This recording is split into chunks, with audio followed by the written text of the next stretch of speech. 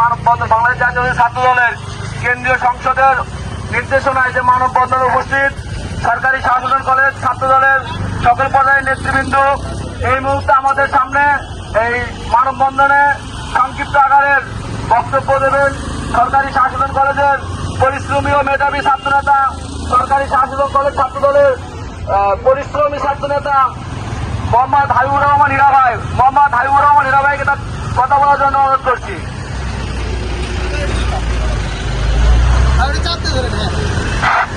বিসমিল্লাহির রহমানির রহিম।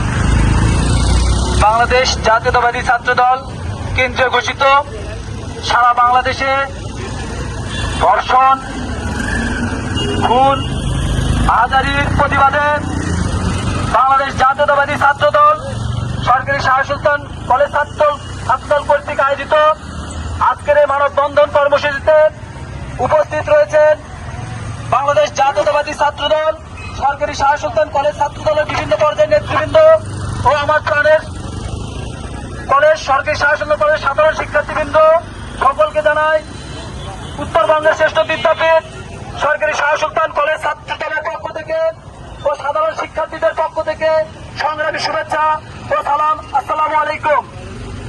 আপনারা ইতিমধ্যে অবগতি আছে ক্লাস 5-এর একজন শিক্ষার্থী, তার বয়স আনুমানিক 8 বছর হবে, তাকে যেভাবে নির্যাতন করে র্যাপিস্ট করা হয়েছে আমরা তার তীব্র নিন্দা প্রতিবাদ জানাই।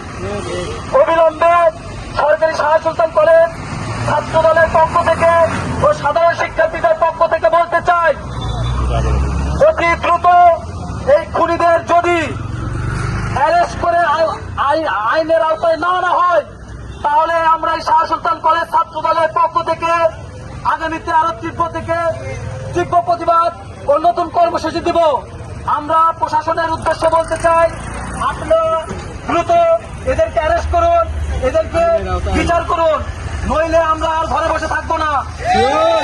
আমরা আর কোন মায়ের সন্তানকে হারাতে চাই না, আমরা আর কোন নিজের বোনকে হারাতে চাই না, আমরা আর কোন বোনের কান্না দেখতে চাই না, আমরা আর কোন বোনের ইজ্জত হারাতে চাই না।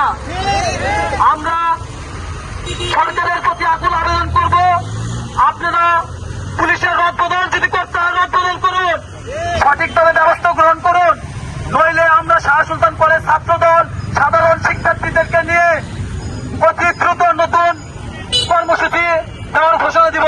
এই আশা আমরা শাহ সুলতান কলেজ ছাত্র দল আশা করি এই আসিয়া বোনের রক্ত যেন বৃথা না যায়, তার এই রক্তের মূল্য যেন বাংলাদেশের সকলকে দেওয়া হয়, এই আশায় আহ্বান রেখে আমি আমার সংক্ষিপ্ত বক্তব্য শেষ করছি। শহীদ জি আমর হোক, আপসীন দেশ নেতা বেগম খালেদা জিয়া জিন্দাবাদ, তারুণ্যের অহংকার জনাব তারেক রহমান জিন্দাবাদ। সকলকে ধন্যবাদ। আসসালামু আলাইকুম।